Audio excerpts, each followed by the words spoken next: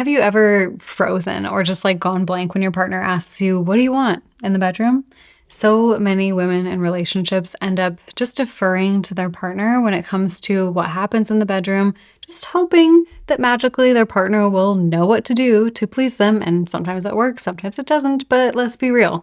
Our partners aren't mind readers. And if you're not clear on what you want, it's easy to end up feeling dissatisfied and eventually losing desire. So today I'm going to give you one simple tool to connect with your body and figure out what you actually want so you can communicate it with your partner. So I'm Hannah, also known as the Libido Fairy. And if you're new here, I have now helped over 1,800 women feel confident, alive, and joyful in their relationships and start craving sex again. So today, I'm going to share with you one of the most powerful tools that I've discovered to figure out what you actually like and want in bed. So let me tell you a quick story. I am a little bit of an artist. I like to watercolor paint and make collages. Actually, one of them is behind me here.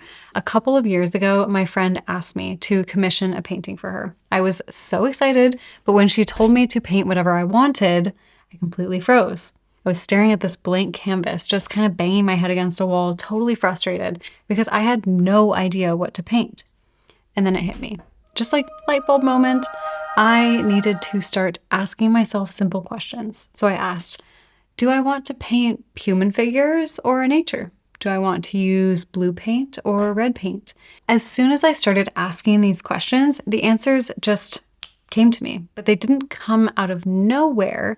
I could actually feel them in my body. That moment was a game changer for me, but not just like in my art, also in my sex life.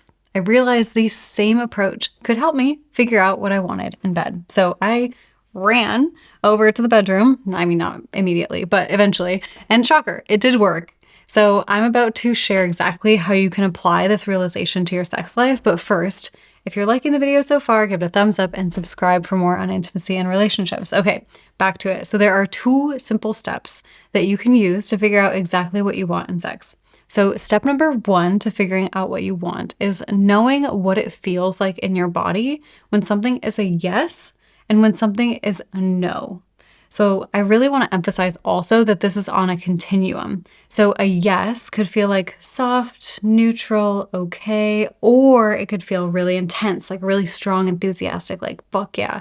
On the other hand, a no could also be just like mild discomfort or a very firm shutdown. Absolutely not. Once you know what your body feels like when it's saying yes and no, you want to start asking yourself simple questions that are really easily answered in sensations. So like, what do you want is the worst question to start with because it's too broad, it's so overwhelming, and it doesn't really allow for that yes or no. Instead, you can try these categories of questions. So you can try either or.